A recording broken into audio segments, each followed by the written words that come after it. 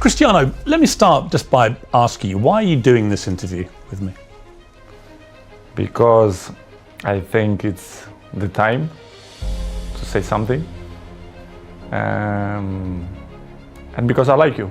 As simple as that. Well, don't say that in public.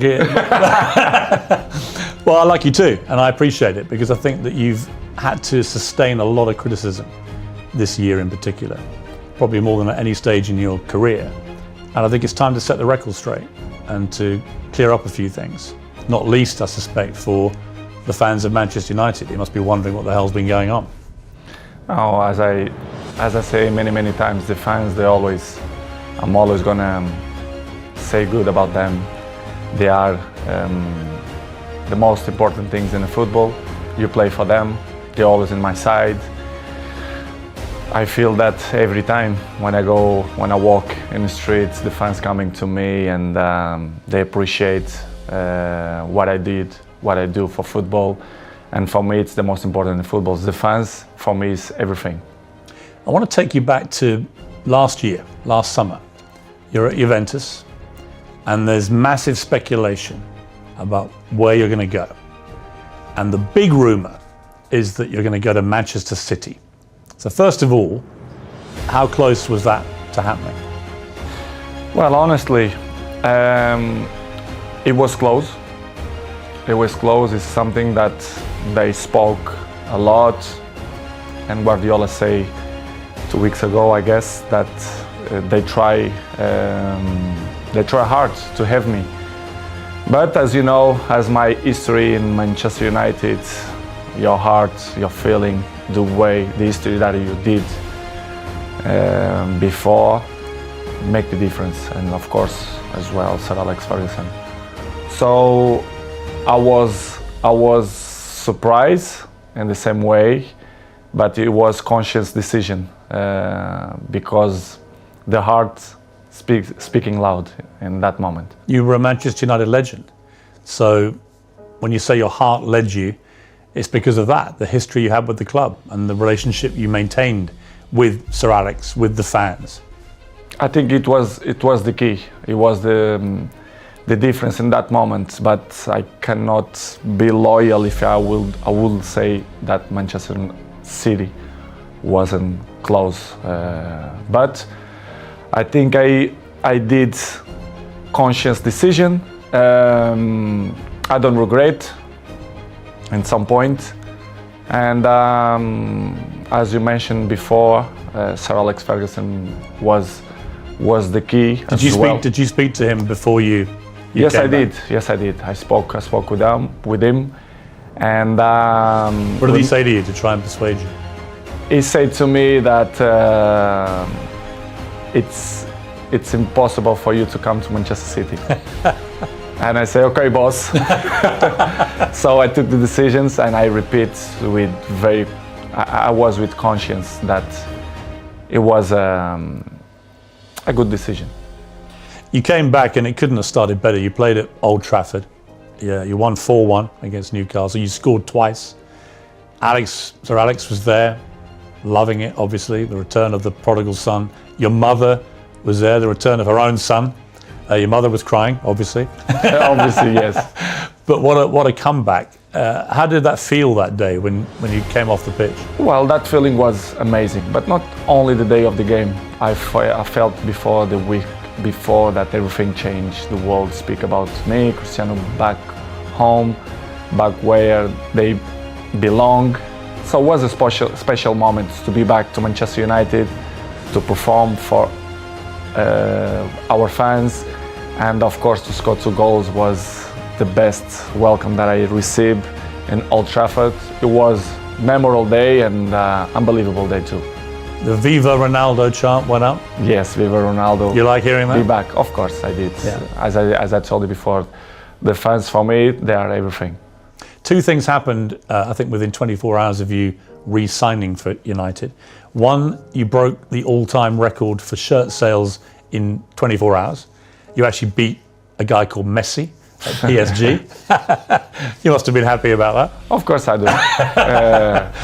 As you know, I don't follow the records. The records follow me. So It's good. Another one in my book. And the other one was the Manchester United tweet announcing that you were rejoining the club. Was the most tweeted or most liked tweet, I think, in Twitter history.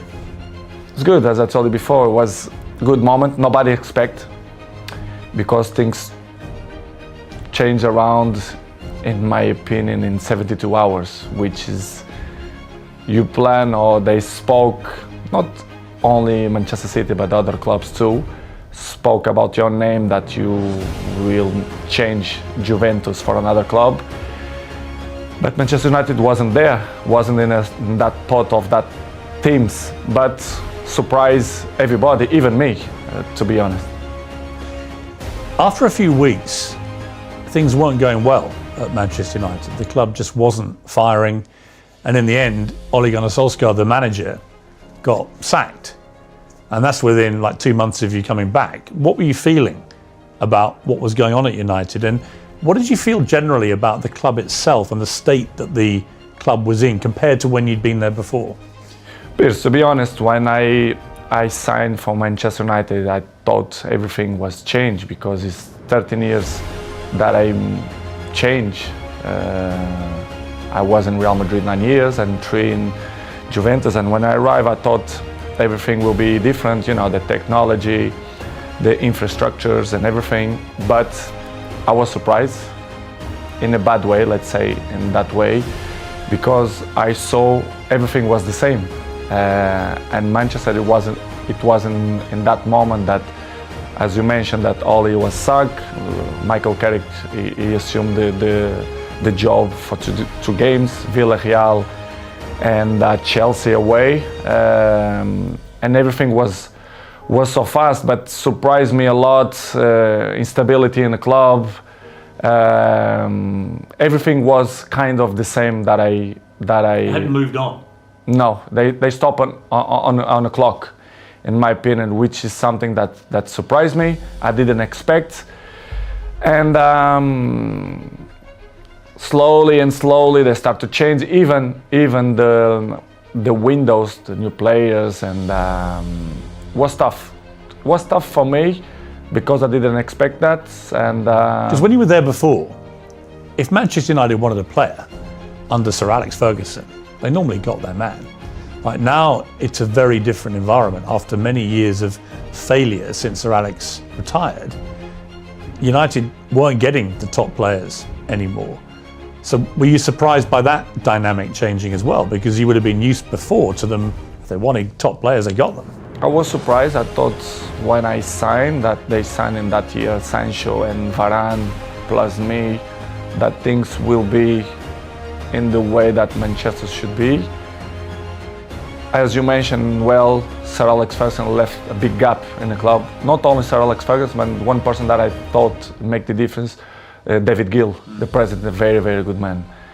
And the structure around Sir Alex Ferguson was very important too. I knew that Manchester United wasn't the same, but I don't see that it was so big gap, so big things that go through by the last 10 years. And it was the thing that surprised me more, to be honest. It was little things like even the swimming pool that the players use, the saunas, all these facilities. Nothing had changed since you'd left in 2009. Nothing changed. Surprisingly, not only the pool, the jacuzzi, even the gym. Even some points, the technology, the kitchen, the chefs, which is I appreciate, lovely persons. They stop in a time which is it surprised me a lot. I thought I will see different things, different, as I mentioned before, technology, infrastructure, but unfortunately we see many things that I'm used to see when I was 20, 21, 23, so surprised me a lot. You'd also, of course, as you said, you'd been at Real Madrid and Juventus, where you saw them moving all the time to progress with technology, the latest thing, to improve performance levels. So you were able to compare what you'd experienced there with what was not happening at United. In United, the progress was zero, in my opinion. To compare with Real Madrid and even Juventus, that they follow the recent world. So the technology, especially the terms of training, nutrition, and conditions of eat properly and to recover better than before, surprised me. Manchester right now, to compare with that club, I think it's behind, in my opinion, which is something that surprised me. A club with this dimension should be in the top of the tree, in my opinion, and they are not. Unfortunately, they are not in that level, but I hope the next years they can reach to be in a top level.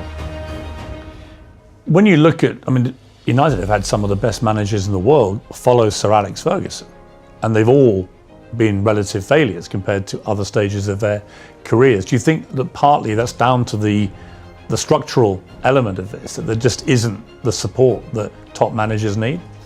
I don't know what's going on, but since the Sir Alex Ferguson left, I saw not evolution in the club. The progress was zero. For example, we have an interesting point that how the club as Manchester United, after Ole, they bring sport directive Ralph Rangnick, which is something that nobody understands. This guy is not even a coach. A bigger club like Manchester United bring sport directive. Surprised not only me, but all the world, you know. Well, it was a ridiculous decision, wasn't it? Of course, in my opinion, you have to be honest. If you're not even a coach, how are you gonna be the boss of Manchester United? It's something that I should see that Manchester is not followed not the right way to reach successful like other teams, like for example Liverpool or Manchester City, Chelsea. They are one step behind or two because of this kind of mistakes. In my opinion, they should improve and change probably the staff or the people, the directives or presidents. I don't know who is the problem there, but did it show a lack of ambition to you when they replaced Ole Gunnar Solskjaer, who a lot of fans liked, but he obviously wasn't delivering the big titles that United wanted and were used to. But to appoint someone like Ralph Rangnick, I mean, I'd never heard of him. And I'm thinking if as you heard of him? No, of course not. You'd never heard of this guy? Nobody, and the people who I speak, nobody knew it, who is him. And suddenly did you call him the boss?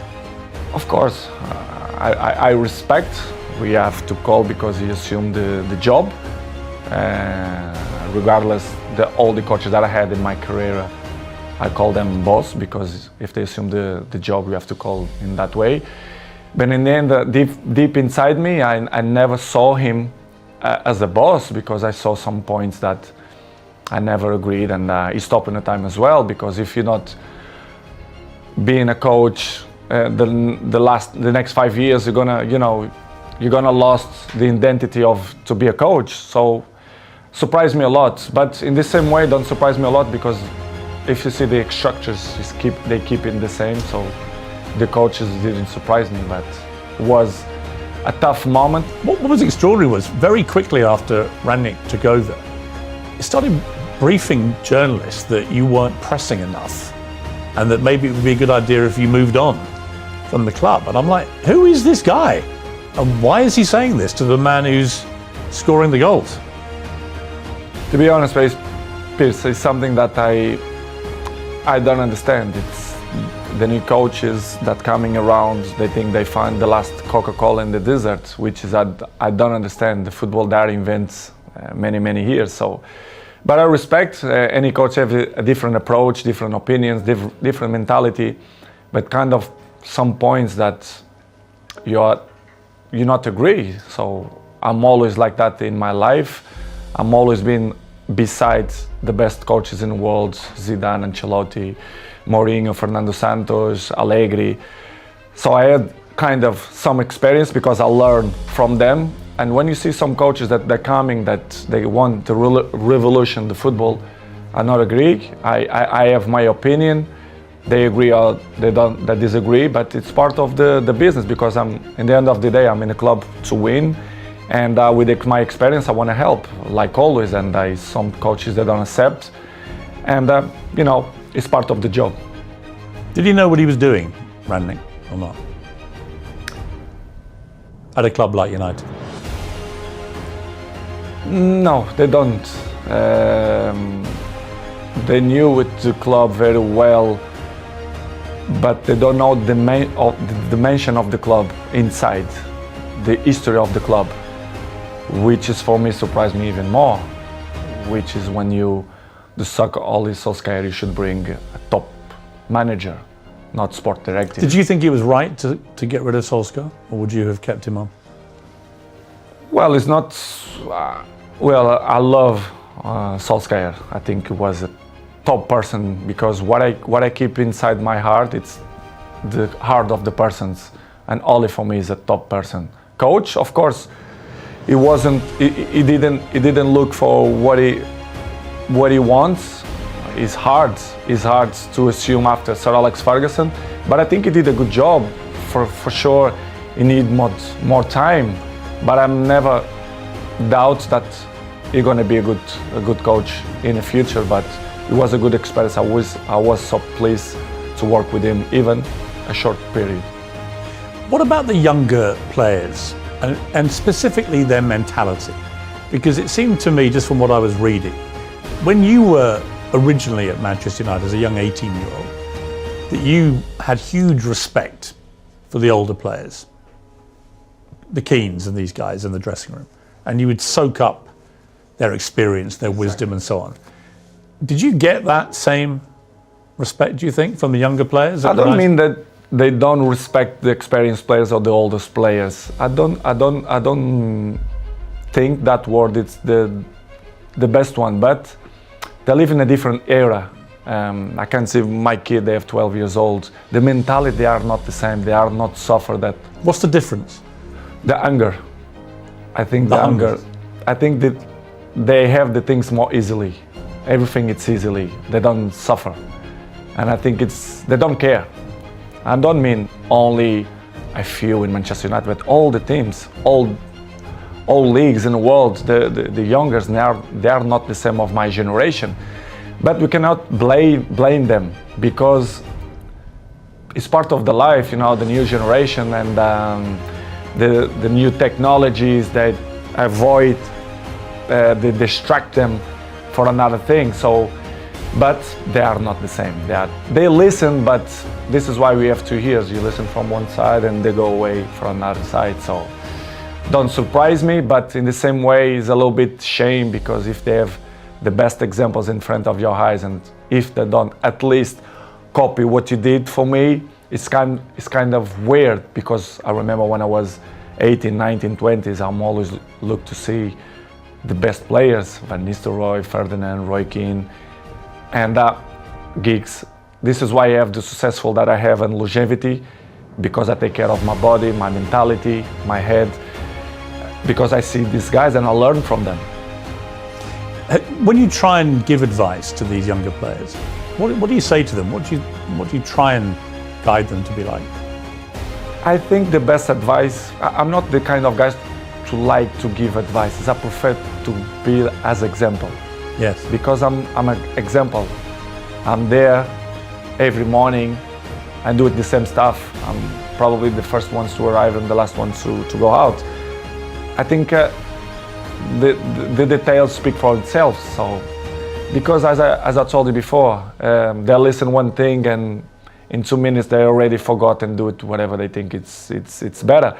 This is why I say I like to lead by example. And some ones they follow me, not much, but see, I just find that incredible. That if I was a young footballer and I had Cristiano Ronaldo at my club, that I wouldn't want to spend every second watching him, listening to him, observing the way you go about your business. And yet, from what you're saying, clearly, they're not interested. They don't care. Some ones yes, but most of them no. But for me, it's not surprise me. Don't surprise me because they're not gonna have longevity careers, in my opinion. It's impossible.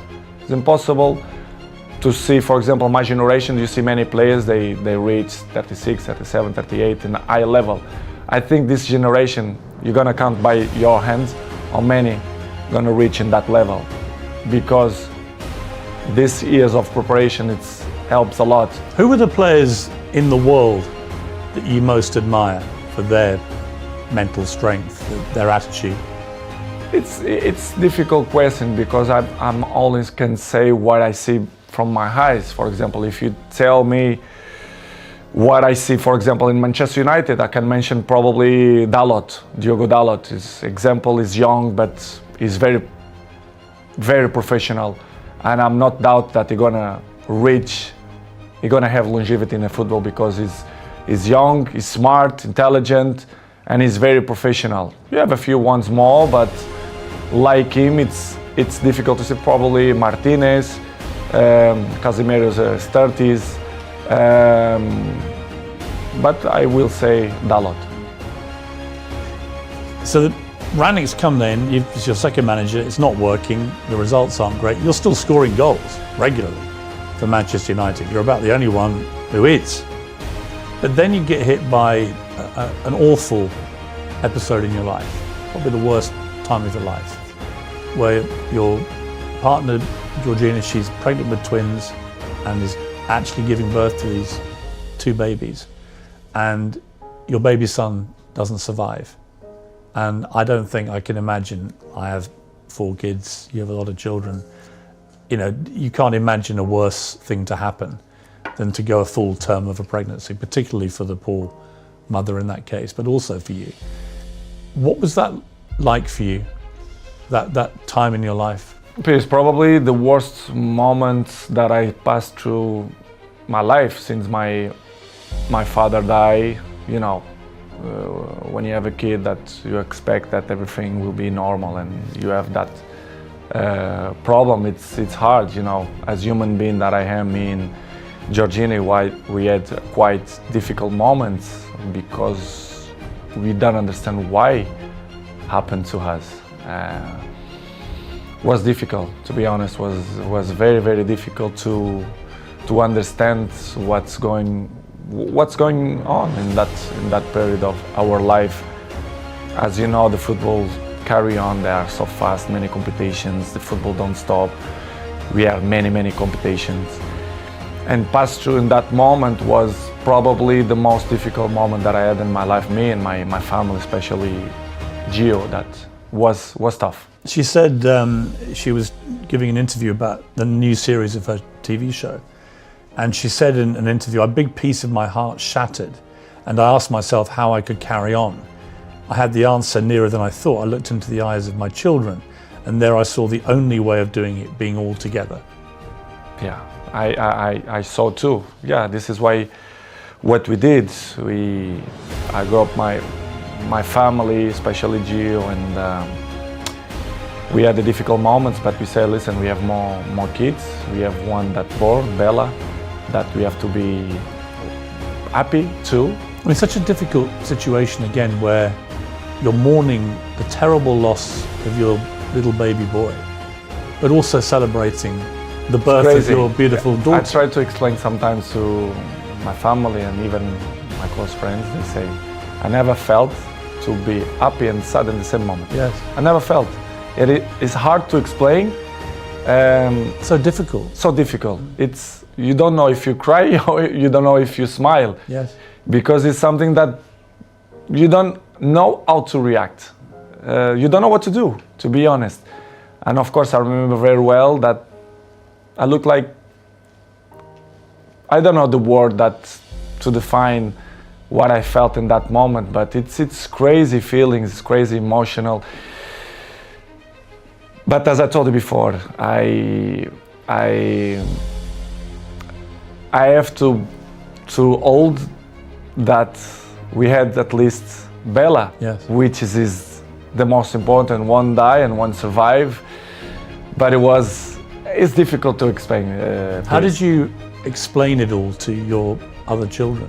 They must have been so confused about In the beginning, Gio arriving home and the kids start to say, "Where's another baby? Where's another baby?" Of course, Cristiano, I had conversation with him in the day, because he's 12 years old, he knows, he understands everything.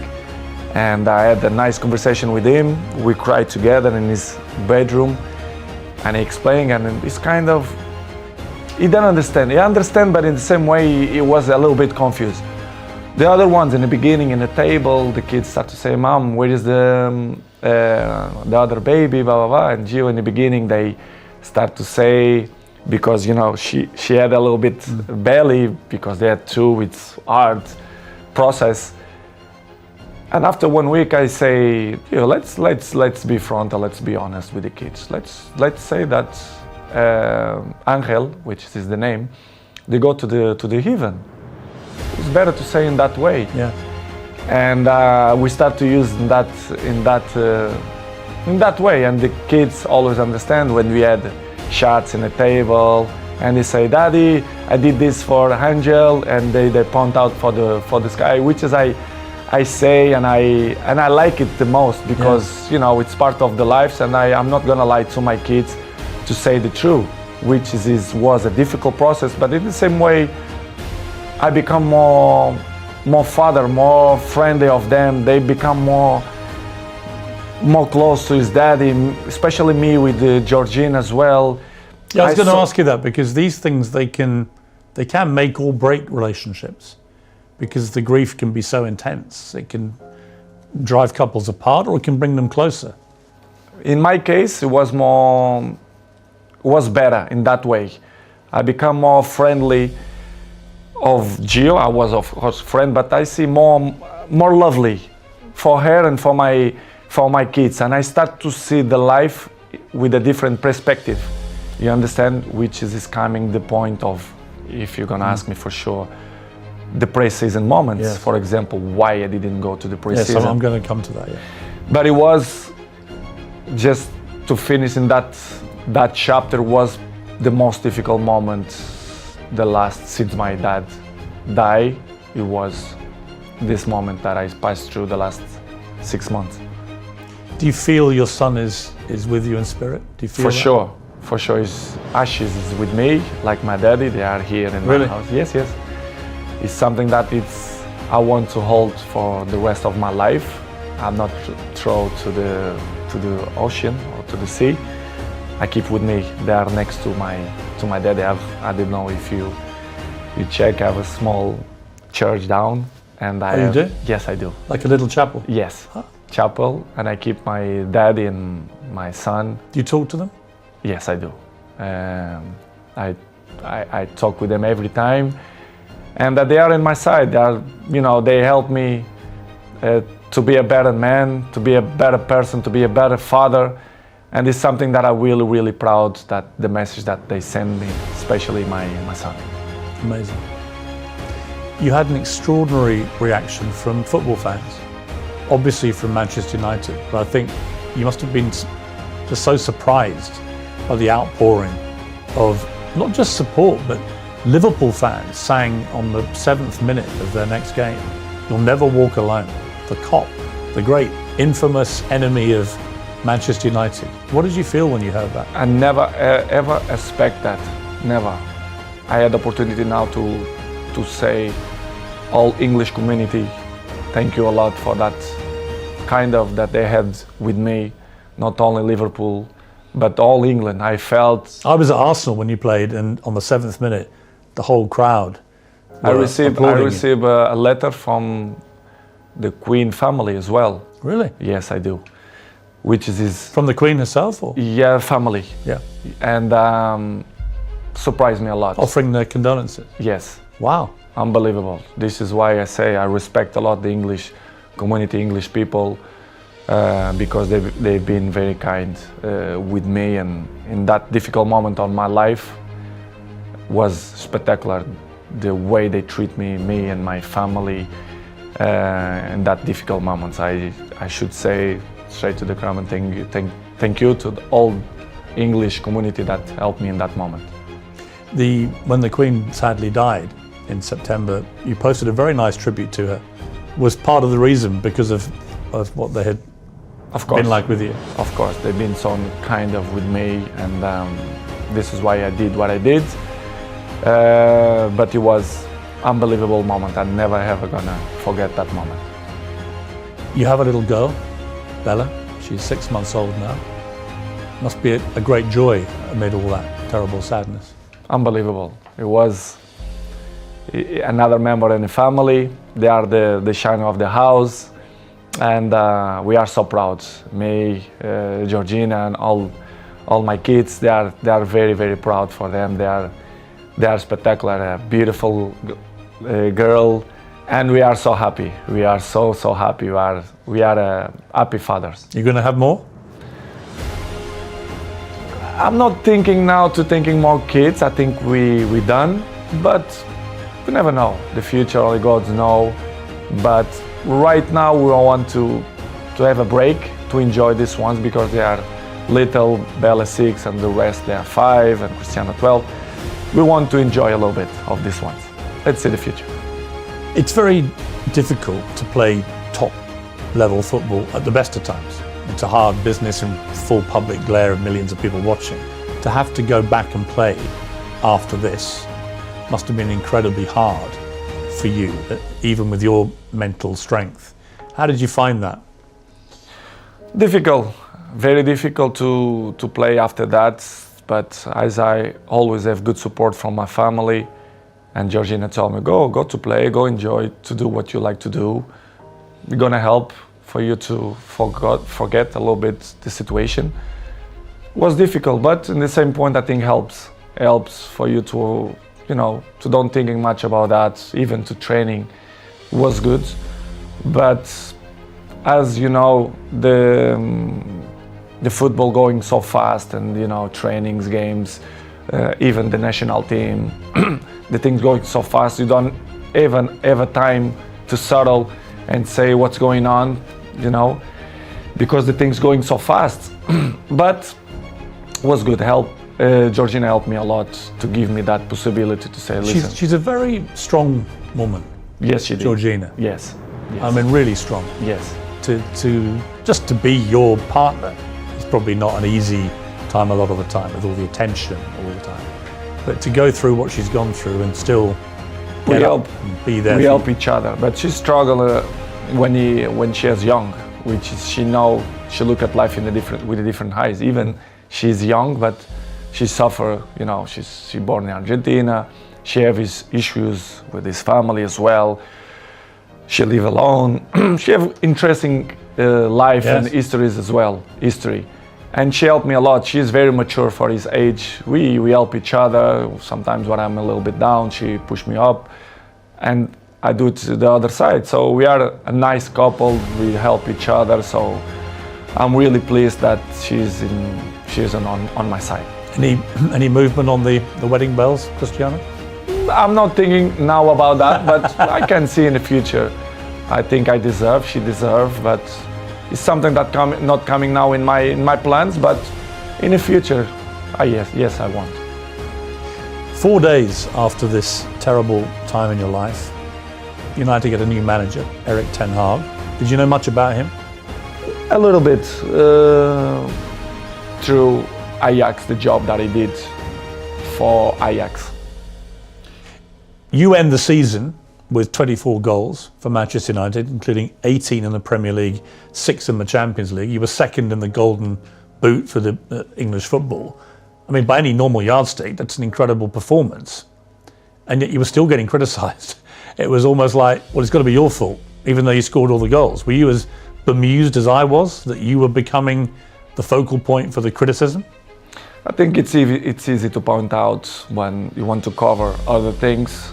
To point out Cristiano Ronaldo, it's easy. Everyone know that press they wanna put me in the first page because they know they will sell more. The dressing will be different, and I'm used to live like that because I was 37. I know and I learn many things. When you are in the down of the wave, when you are in the top of the wave, you don't realize and you don't see things that you don't see before, which is I appreciate, to have bad moments, to see which people is in your side, who criticize you more, because they're looking for that. They don't like to see successful people. The people only try to bring negativism. And I felt the last 4 or 5 months that not only for me, but even for my family as well, for Georgina, especially around the world, the press criticize me even more. Sometimes I don't understand why. Even Portuguese press, that they criticize me a lot. I don't understand, but I still believe that the jealousy is part of that. They want to cover many things that helps to shine other things. But listen, Piers, I know I'm 21 years in the top of the game, so I know how it takes. So for me, it's not a problem. It's hard when you are a little bit down to listen to this criticism. Do you read it all? Do you read newspapers? Do you read social media? A good thing that I have, it's I don't like to read, because I know 90% of the times they lie. They are garbage. The press, they are garbage. Not all of them, but most of them. They don't say the truth. And they lie. They constant lie, and they constant attack me and my family. They're always negativism against my family. Why I'm gonna read? Because I know they try to make me feel bad, me and my family, which is something hard to deal. But in the end of the day, I understand. But it's really, really hard. The problem you have is you're too famous. You are the most followed human being on Instagram. That you have, I just checked, 495 million followers. I have just under 2 million on Instagram, 8 million on Twitter, so I'm catching you on Twitter slowly, but 400, you're nearly at 500 million followers on Instagram. I mean, that's insane. You're bigger than all the Kardashians put together. It's good. It's good. I feel proud for that. It means a lot for me, because it means that people like me too. I'm charismatic, I think. Why I'm the number one? Sometimes I ask that question to myself. Why me and not another one? Why do you think it is? To be honest, not just only because I play good football, because everyone knows, but I think the rest is relevant. You have to be charismatic. People have to feel some connection with you. I think to be good looking helps too. I have the same problem. Yeah, I feel the same way. To be honest, Piers, I don't know the real reason, but I think I'm charismatic, and I'm a appetitive fruit. I don't know if we... A what? A fruit that people want to bite. Yeah. I don't know how you can say in English. Any particular fruit, or? Let's say strawberry. But I don't know the reason. I mean, what's incredible to me is the power you have. Appetite fruit. Appetite fruit. I don't know if it makes sense in English, but if it don't make sense, you'll learn. I'll research appetite fruit, yeah. I mean, I have a pinned tweet, and it's you telling me I have good abdominals, which is a very good observation. And it's only 10 seconds long. It's had 43 million views, this clip. So thank you. Because 43 million people have heard the guy who actually has got good abdominals tell me I've got good abdominals. But it showed me the sheer firepower you have in that world of social media. It's just extraordinary. Is what I told you before. I have good things, which is you can sell your own product, let's say in that way, but you have to deal with many obstacles in your life too. Do you care if people hate you? I mean, a lot of people love you, but obviously a lot of people don't. You're so big, you're going to get both. But do you care about the ones who hate Cristiano Ronaldo? I care the people who like me. I'm not waste time for the people who don't like me. I think it's waste of time. These people, they are not interesting on my life. I like to be around the people who love me. I don't waste my time to see the criticize of people who is next to me, ex-players, for example. Well, I mean, one of your biggest critics has been, and I'm surprised about this, Me too, Wayne Rooney, for example. who you played with for many years very successfully and were good friends with him. And yet all this year, 3 or 4 times, he's come out and attacked you in the media. Pierce, I don't understand. You should ask this question to him, but I don't know.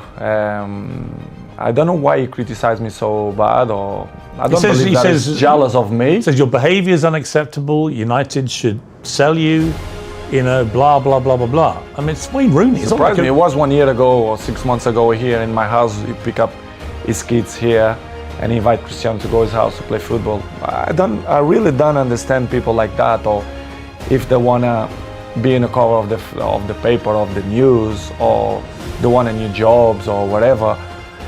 Is it jealousy as well, perhaps, that you're still playing and still in the Man United Probably, red shirt? because he finished his career with 30s, so I'm still playing high level. I'm not gonna say that I'm looking better than him, which is true, but that is inarguable. I mean, there's no contest. It's hard to listen that kind of criticize and negative about people who play with you. For example, Gary Neville as well.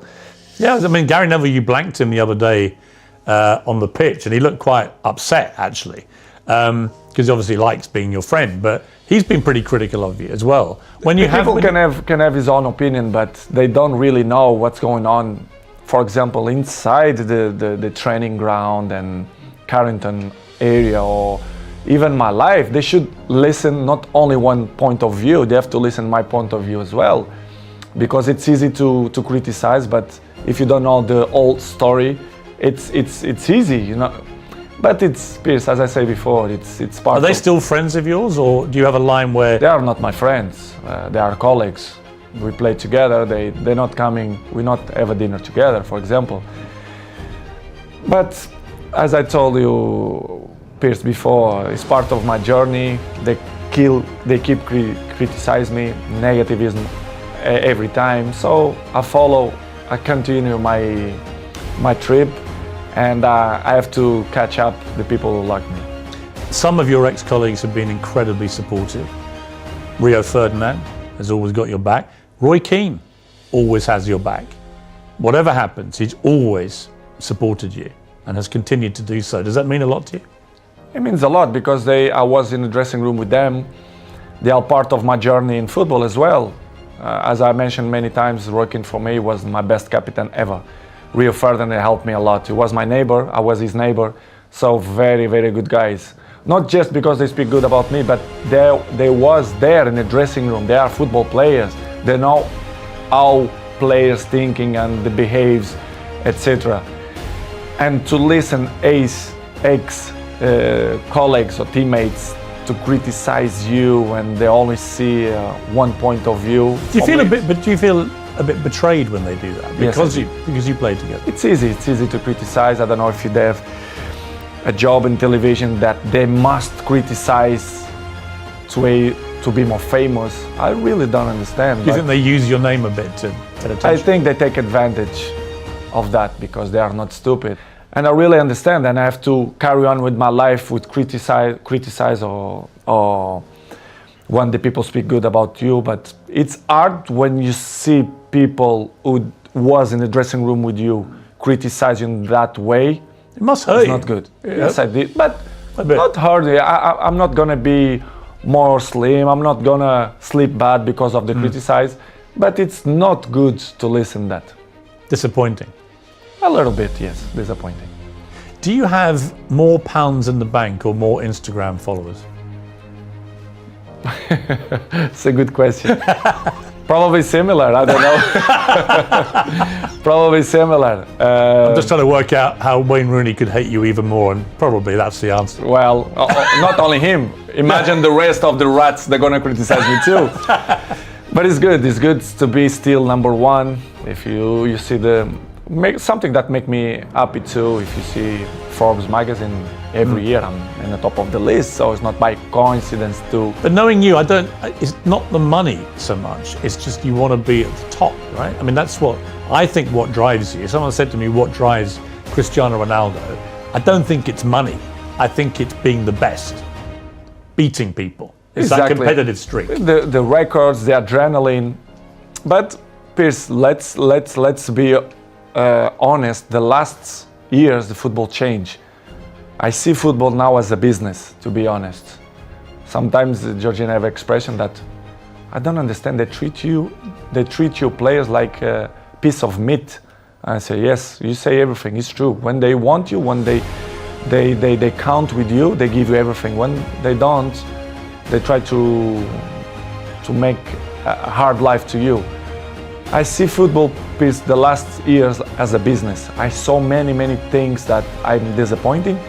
The passion for the game is still intact, but in the same way, I saw other things as well, which is surprised me, but in the same way, it's part of the business, because if you see the world how it is in the moment, it's all business. Everyone take on itself. They are more individual. Well, you become a commodity, don't you? Where if you can sell record number of shirts in 24 hours, great, right? But if suddenly the team isn't performing well and they need someone to blame, it looks to me like at Manchester United, the default position is it's got to be Cristiano's fault. Exactly, it's always my fault. The problem is always me. I look like I'm the black sheep, right, which is I don't like. If you do it good or if you do bad, they're always going to find some criticize. Even in the national team, the last 3 months, as I told you before, the criticism was so bad. I mean, not only in football way, but professional and family way as well, which surprised me a lot.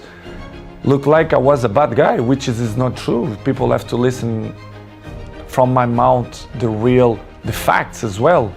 This is why I give this interview, because I think it's the right time to speak out of my mind, which is what they say the last 4 or 5 months is completely garbage. I'm not gonna say 100%, but 99% it was garbage. People say false things or lie things. Which things have annoyed you the most? Family issues.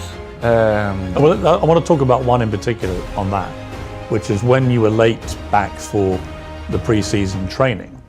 A lot of speculation, because you'd said several weeks before that you wanted to play Champions League football and that you were maybe looking for another option because it didn't look like United would get to play Champions League. Let's make my points. For example, the pre-season moment, and after you mentioned new clubs or the interesting. For example, the pre-season, I had a very bad, which is I don't say nobody.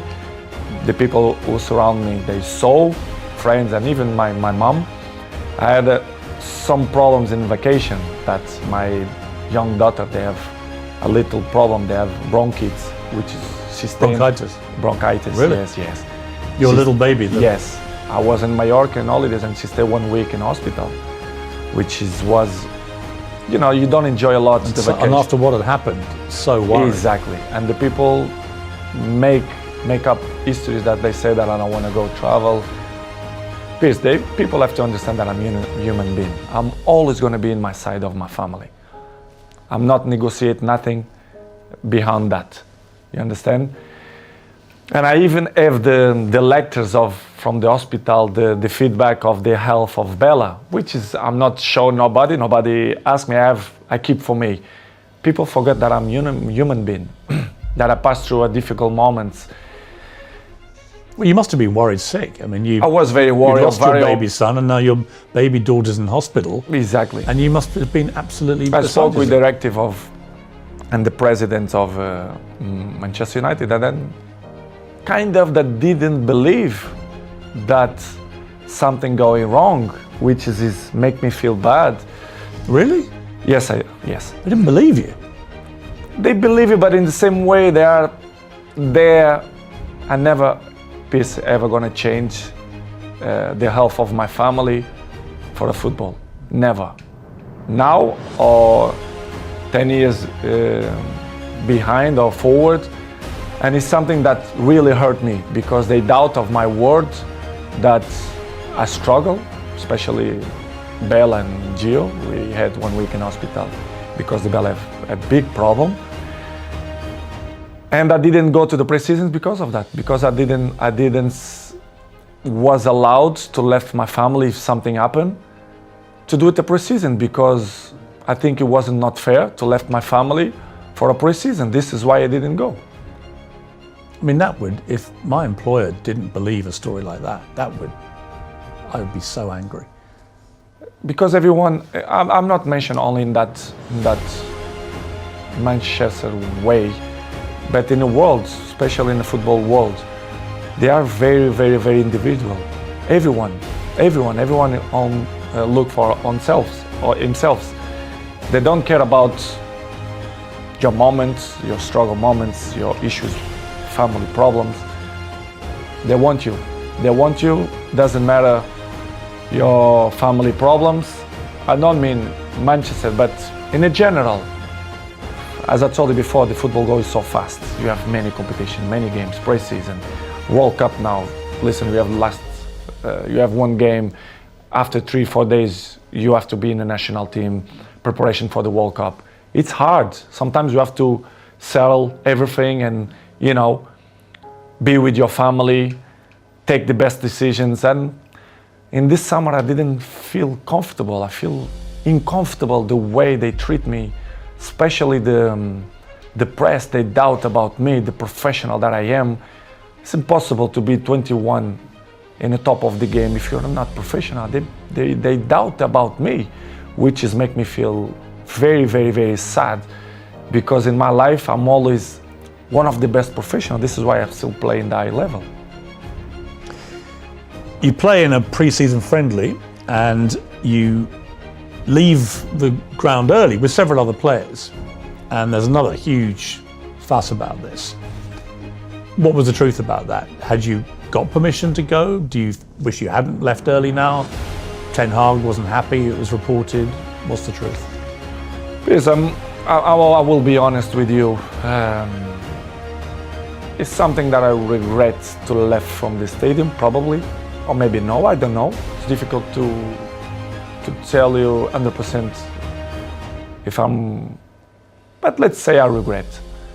But in the same way, I felt provoked by the coach. I'm not allowed for me, a coach, to put me in 3 minutes in a game. Sorry, I'm not that kind of player. I know what I can give to the teams. You're talking about the Tottenham thing? The Tottenham Yeah, player. I'm talking about in pre-season there was a friendly where you left the ground with several other players. Me and 8 players. Right, so... But they mention only my name. Yeah. Which is everyone do that. I don't understand why they mention only about high value kind of game. Last year, many players do it the same. In that game, 8 players do it the same. But they only speak about the black sheep, which is me, I completely understand. Okay, it's done. I apologize to the coach, and for me, the chapter was closing. It seemed to me that right from the start, Ten Hag wanted to show you who the boss was. He dropped you, he benched you, he mucked you around, he talked about you in the press. Were you getting that feeling? I mean, did you feel that? The feeling, he always mentioned to me that I didn't need the preseason, so I should wait for my opportunity. I really understand. I understand. But I'm not gonna give you points, but he don't do it the same procediment to every players. I'm not gonna mention players, but they don't do it the same way. Second, I understand that becoming a new job, Manchester was so bad the last 5 years that they should clean the house, let's say in that way. But the way they approach, the way the press make this so big, it's because probably the communication wasn't the best. But I really understand in the beginning, because I didn't do the pre-season, I don't start to play. But going more farther than that, other things happen that they don't know. And I'm not hiding that the empathy with the coach is not good. I'm honest. You don't have a good relationship with him? I'm not mean good relationship. The empathy is not good, let's say. Do you think he respects you? I think you don't respect the way I should deserve. But it is what it is. This is why probably the game against Tottenham. I left. Well, I want to come to these two games. So against Manchester City, where United got destroyed, he didn't bring you on. He brought on other strikers, but didn't bring you on. And I felt insulted on your behalf. I was like, well, surely against Manchester City, if you're losing this badly and you've got the greatest player of all time sitting there, you at least give him some time, don't you? But he didn't. And he said afterwards the reason was he had too much respect for you, wanted to respect you. When you heard him say that, what did you think?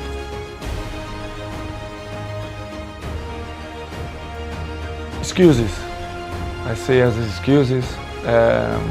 I say many things that I don't wanna criticize him. He can have different opinion than me, that they choose the players that I think is better for the team. I respect that. But the excuses all the time, the excuses have short legs. You cannot excuse all the time, which is things that don't make sense. Okay, you don't put me against Manchester City because of respect of your career, and you want to put me 3 minutes against Tottenham. Well, that's the thing. So you then play Tottenham. Don't make sense. And then he wants to bring you on with 3 minutes to go, which is the complete opposite to what he said the situation was with City. I think he did purpose, because, for example, in the national team, the other clubs, if the coach wants to put me 5 minutes, if someone injured or if they really need me, I will help. But in that way, I felt provoked, not only because of that game, but before some. He was deliberately provoking you. Well, everyone know that. Disrespecting you, you think? Exactly. This is why I say I don't have respect for him, because he don't show me respect for me. This is why we are in that situation. I have to be honest that the things don't going well because of that, because the empathy don't exist, and he keep saying things for the press, but the press say what they think it's good to protect probably him and Manchester United. But as I know, as I understand many things, that he signed 3 years contract with Manchester United, probably I'm not going to be too much long in Manchester United apart when I'm finished my contract. I really understand, but I like guys that they don't lie, they speak honest, they be frontal, and I'm not negotiate my morals. My morals always will be intact. And what's going in my things the last 2 months was not respect in many ways, which is I can regret, for example, against Tottenham, to left the stadium before the finish. Well, there's a video clip which appears to show Ten Hag telling you to get ready to come on, and you gesticulate back to him, I'm not going to do that. And as a result, you get suspended for the next couple of games, and he goes public and says it's because you refused to come on. And you did then issue a statement of some regret, saying, you're a professional and you've never been suspended before, I don't think, in your entire career. I mean, when you look back at that, I guess my question would be, you've always been very acutely aware of your role model status around the world. Do you wish, with hindsight, you hadn't done that and handled it a different way? Probably. I regret to left the stadium. Yeah. But I was, as I told the Pierce before, I didn't felt that he had respect for me to put me on 3 minutes after the issues that we had before. I was very, very, very, very disappointing for the communicator of Manchester United, to be honest. I never had a problem with any club, with any coach, and they suspend me 3 days, which is I felt a lot, and it was and level of sport clubs, I felt a lot, and it was a shame. Was it humiliating for you? I think so, yes. I have to say the truth, what I felt. I remember I arrived.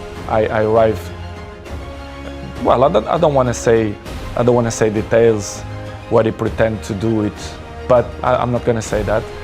But I remember I arriving home and Cristiano see me, Daddy, you not go to the game? I said, no, because the club punished me with 3 days, and he do it like, how they gonna punish you if you are the best player in the world, and you're not gonna play? I say, no, I'm not gonna play because I'm behave. And he look at me like, my daddy not behave? What? In one way, I was good because I was like more relaxed, but in the same way, I feel very disappointed because, okay, I regret, I apologize. I'm not perfect. I commit a mistake, but suspending 3 days for that, I think it's too much. And then they make fire for the press, which is really disappointing. And that seems to have been the pattern of the way Ten Hag has wanted to treat you since he became manager. Just constant attempts to disrespect you, I guess. Many points happen. I think in some certain points, I think was strategy from the club for me to react like that. Because they wanted you to leave? Probably yes. They're trying to force you out. Yes, not only the coach, but the other 2 or 3 guys there around the club. At the senior executive level? Yes, that I felt betrayed. And you think they're trying to get rid of you? Honestly, I shouldn't say that, I don't know, but listen, I don't care, I'm always, people should listen the truth. Yes, I feel betrayed, and I felt that some people that don't want me here, not only this year, but last year too. They didn't want you to go there at all? No. Really? Yes. The owners of the club, they don't. The Glazers? The Glazers, they don't care about the club. I mean, professional sport. As you know, Manchester is a marketing club. They will get his money from the marketing. The sports, they don't really care, in my opinion. Do you ever talk to them, the Glazers? Never. Never? Never. Not since you've gone back? No. They give all the power to the president, sport directive. A lot of Manchester United fans are very negative about the Glazers. They think they're taking all the money out and not spending enough on players, on the infrastructure issues you talked about. Do you think the fans are right? The fans, they're always right. I think the fans should know the truth, should know that the players, we want the best for the club. I want the best of the club. This is why I'm coming to Manchester United. This is why I love this club. But you have some things inside the club which don't help to Manchester reach the top level as City, Liverpool, and even now Arsenal, for example, which is complicated. It's difficult. It's hard. In my opinion, it will be hard for Manchester to be in the top of the game the next 2-3 years. If the Glazers stay as owners? I'm not mean the Glazers, but the structure. The structure. As Picasso say, you have to destroy it to rebuild. And if they can start from me, for me it's not a problem.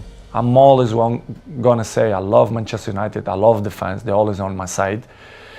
But if they want to do it different era, different generation, they have to change many things. When you walked away at Spurs and didn't go on, Gary Neville said your behaviour was unacceptable, called for you to be punished. He said he knows what he's doing, he's experienced, and players of that power have a real negative impact when they do it. The influence they have on other players is really negative. And it was after that that you gave them the old blank treatment, which was very funny, by the way. But for Neville to say that about you? They don't see the big picture. Why I react like that? What's happened? All the behind the scenes. All the behind the scenes. I was probably not provoked. They will accept to play 3 minutes after the whole situations that going through the last 2 months. Don't tell me that top players, the guys who won everything, the key players, will play 3 minutes. Come on, this isn't acceptable. After what they keep saying before, that they respect me, they do this, they do that. For me, it wasn't not respect. This is why I take this decision. I regret. I apologize to my teammates for the situation. I did a post in Instagram. I regret to left from the stadium. I regret my teammates. They know what I felt. I said to them, apologize. But in the same way, I'm not regret to take the decisions to don't coming on. I'm like that. I will be always like that. If you don't have respect for me, I'm never gonna have respect for you. And the coach didn't have respect for me, so this is why the relationship it's in that way, and he keeps saying in the press that he count with me, like me, blah blah blah blah blah. But it's only for the press. Really? Yes, 100%. So where are you now in your head with all this? Because the World Cup is about to start. You're going to go there with Portugal, and we'll talk about that in a moment. With a very exciting team, actually. But where are you with United? They won't be playing again now until after Christmas. That leaves a few days before the January transfer window. Do you think you'll still be a United player come January 1st? It's difficult to tell right now, Piers, because my mood is right now to the World Cup. It's probably my last World Cup, of course, my 5th World Cup. I don't know what's going to happen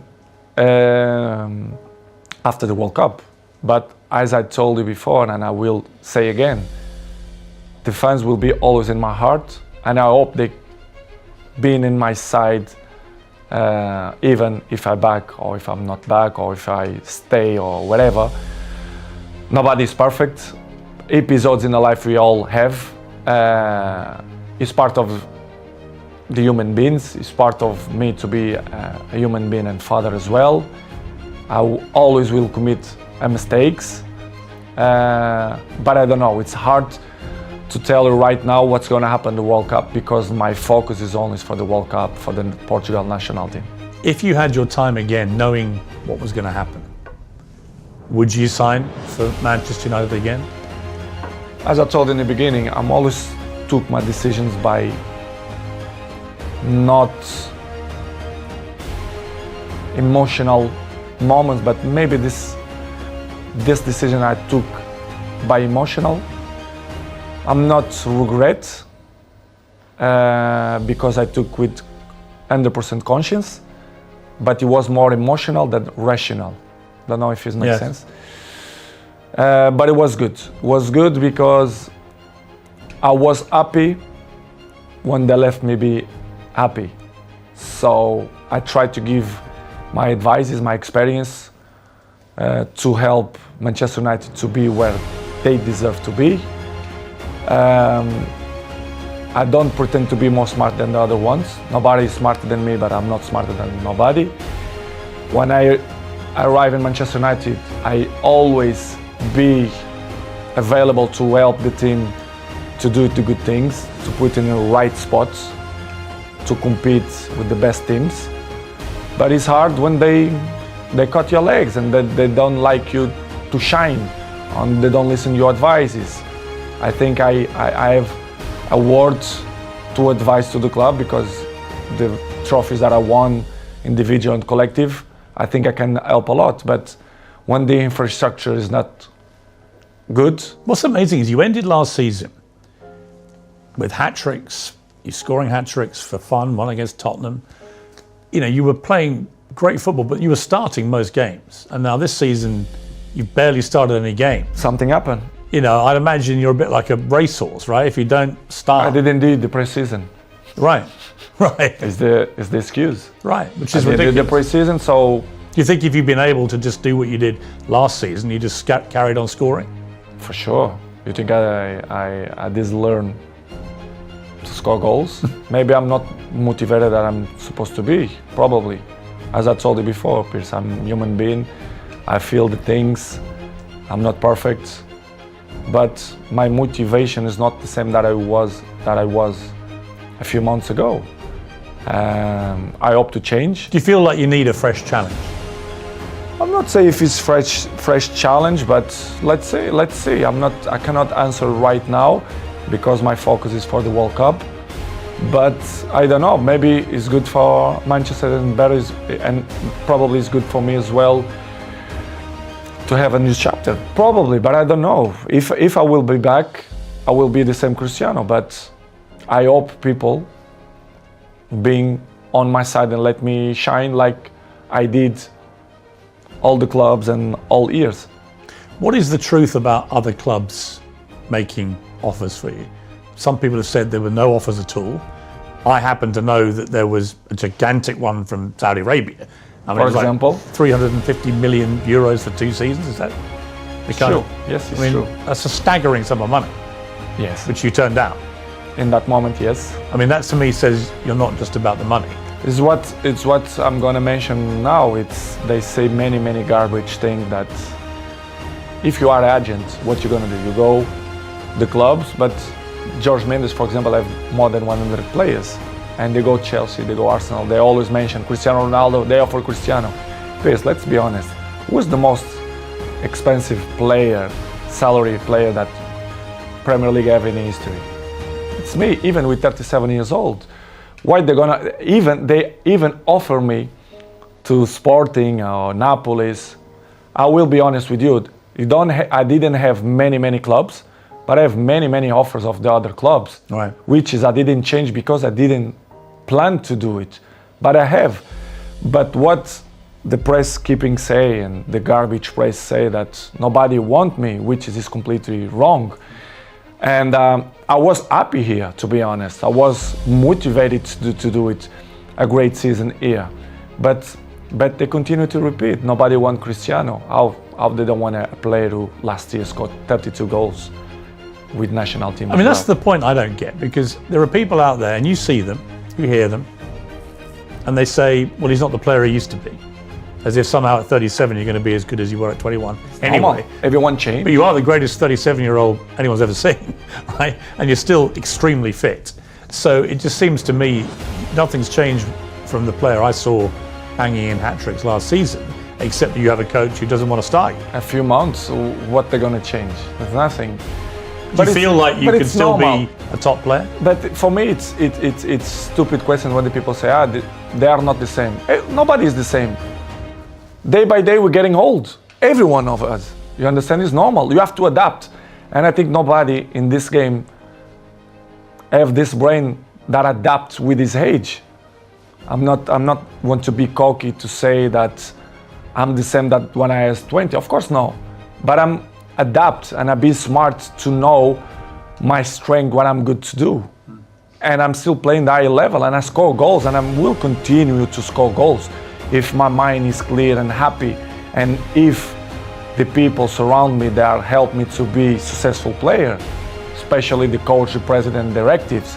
But when you feel that the energy don't go surround you, it's difficult you to be yourself, which is happened. This is what's happened with me.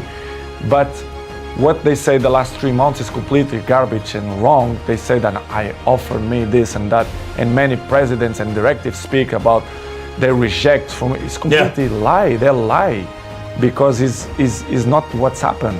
I had many clubs, not many, a few clubs that they want me to sign, and I didn't go because I feel comfortable here. This is the truth. How easy is it to turn down £350 million to kick a football for 2 years in Saudi Arabia? It's hard. It's hard, but in the same way, I thought that I was very happy here, that I'm still capable to score goals and make people up. Is it also that you want to keep playing at the highest level?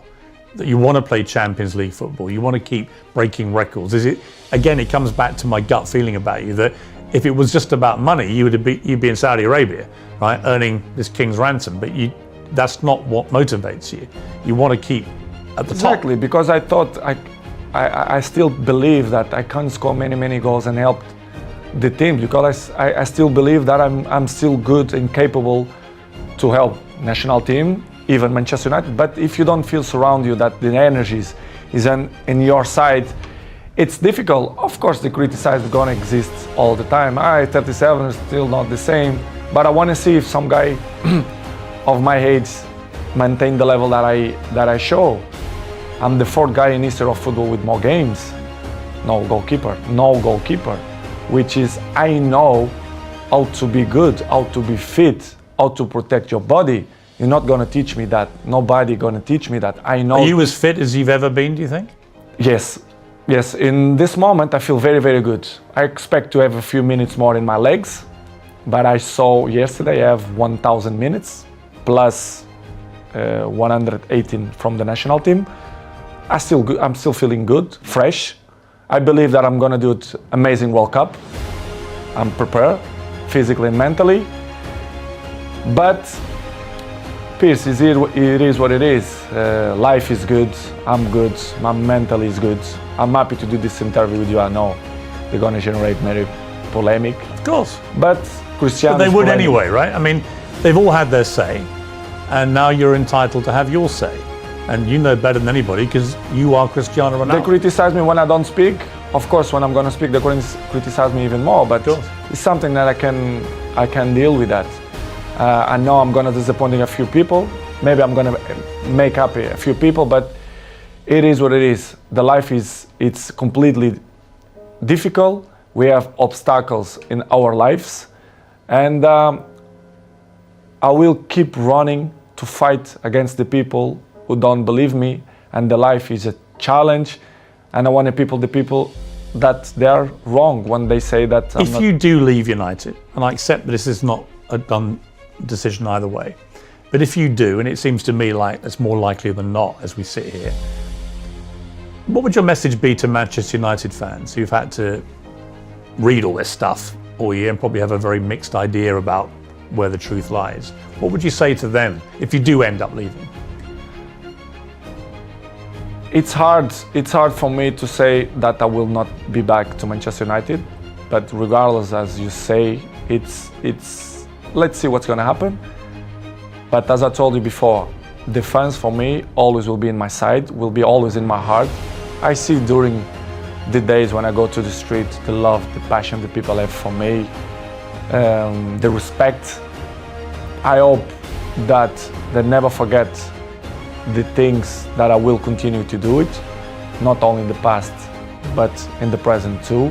Manchester will be always in my side. The fans will be always in my side. Doesn't matter what's going to happen. And I appreciate the love that they send for me all the time, even when I'm done play. Even when they criticize me, they always will be in my heart. So thank you to all the supports. I hope to see you soon, and they always will be in my heart. And what about Sir Alex, the man who persuaded you to come back again? Really, like a father figure to you, really, in many ways, like another father to you. What's his take on everything that's been happening? What's his opinion of all this? I don't speak with him like 1 month ago, but it's always on my side. He always understands me. He knows better than nobody that the club is not on the path that deserve to be. He knows, everyone knows. The people who don't see that is because they don't want to see, they are blamed. The fans, they are always the answer and the passion for the game. Manchester belongs to the fans, but they should know the truth. The infrastructure, they are not good. They should change.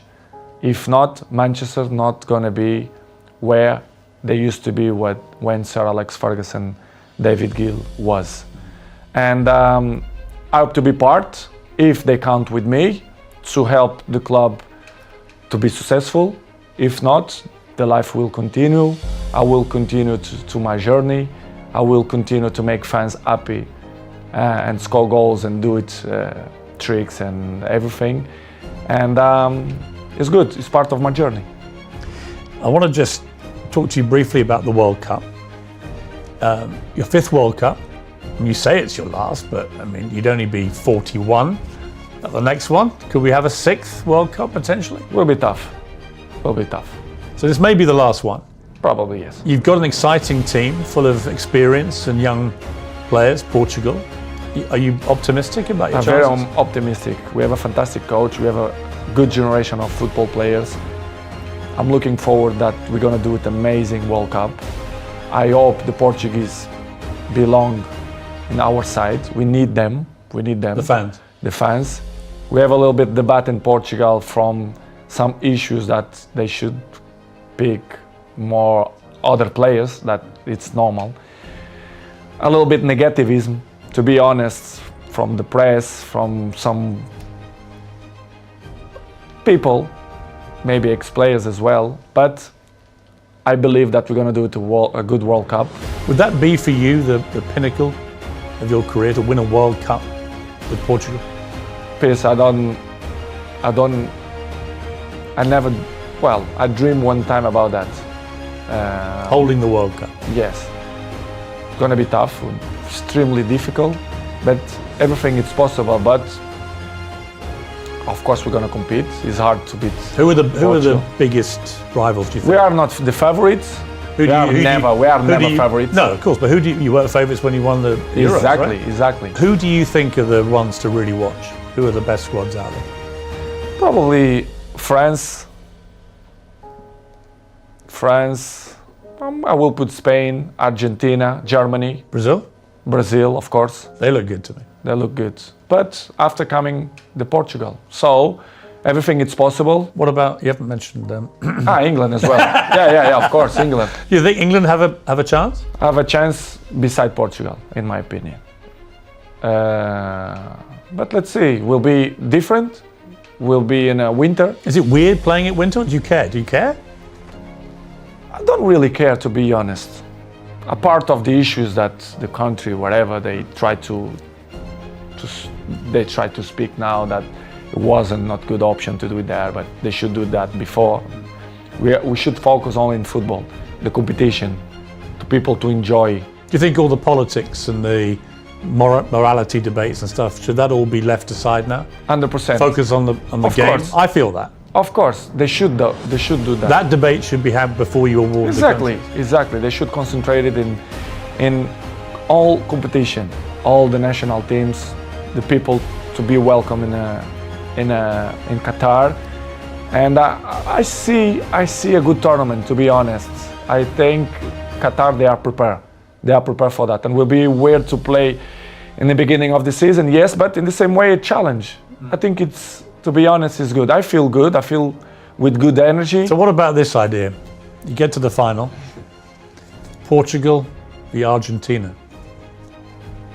You score 2, Messi scores 2.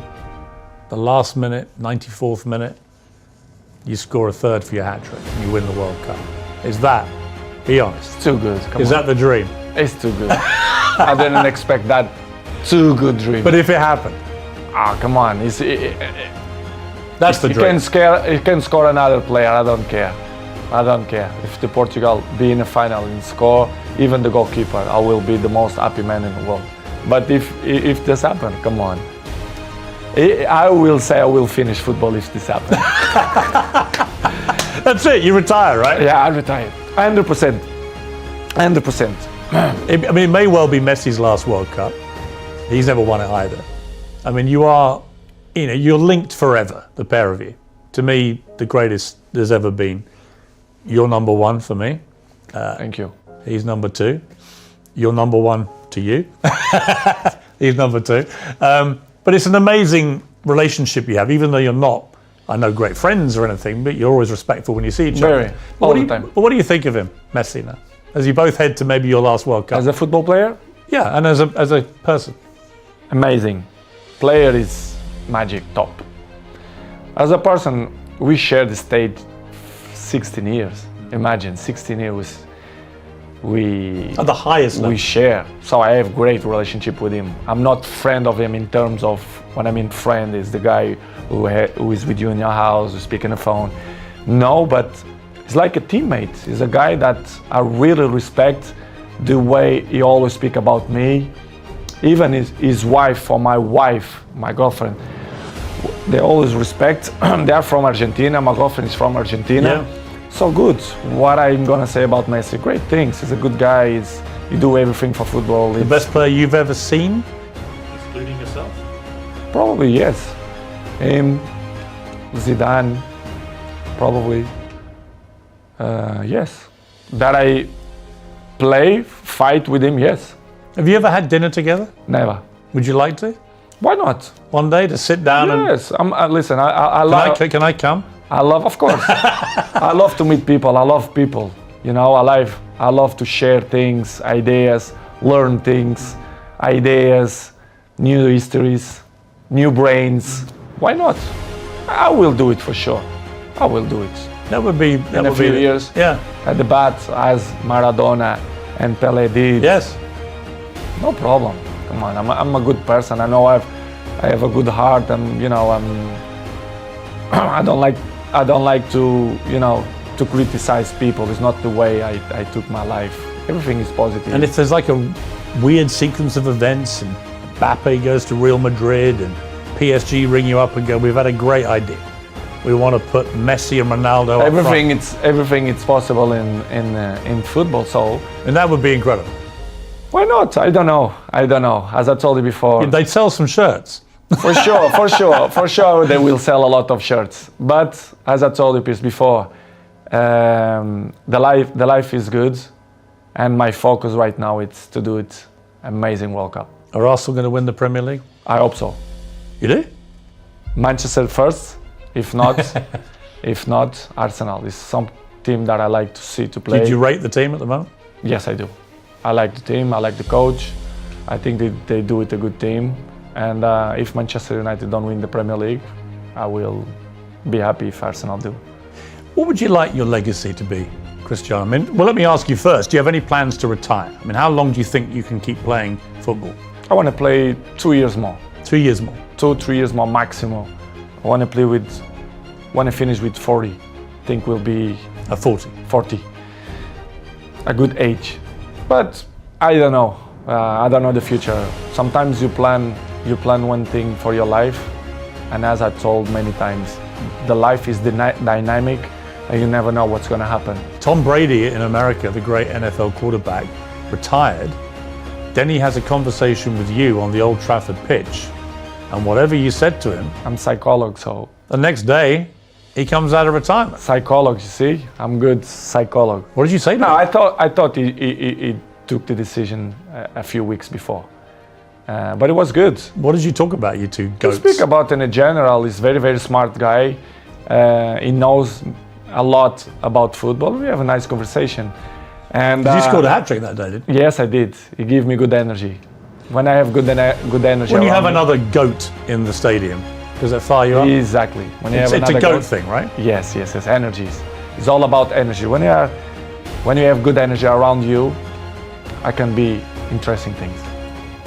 What about Jordan Peterson, who I know came to see you? Amazing man.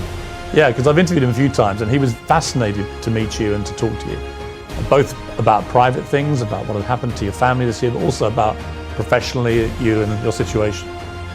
I'm a huge fan of him. I read his book, 12 Rules, and I felt that he's really, really interesting guy, and I love to meet smart people. When I spoke with him, it was to meet him as a fan, because I knew that he do speeches around the Europe, especially in England, UK, and we have a nice chat. He coming to my house and we speak. He give me good advices, and fantastic man. And I learn a lot, some advices that he give me, not only What was, for the this best, what moment. was the best advice he gave you? We had a nice strategic conversation, not only for the moment of my life. I mean, not only for football, because my life is not resumed only for football. I'm a businessman. I have, and many important things on my life. And when you are surrounded with these people, with you as well, people that make your life more interesting, they reach something in your daily life, I appreciate, because it's that kind of people that thinking outside the box, which is I appreciate. And we had a nice conversation, strategic conversation, not only for the moment, but for the future as well. He gave him some points that I never expect, but the beginning was to meet him, a good person, an intelligent person, and was fantastic. And we keep in touch. I speak with him. It's good. You're going to do Cristiano Ronaldo's 12 rules to life? Why not? For the future, Maybe probably. 20. You got more rules. Exactly. For the future, probably. I wanna educate it. I want to educate it, not only my family, but my fans. As you know, I have millions of fans. Yeah. Probably for the future, I want to do it some book, but not the type of book. I've got a good idea for you on that. I Yes. told you. It's a good one. But to help people how to maintain longevity. And also, I think in your case, how to survive life, right? There's a lot of people out there who are struggling to just deal with life.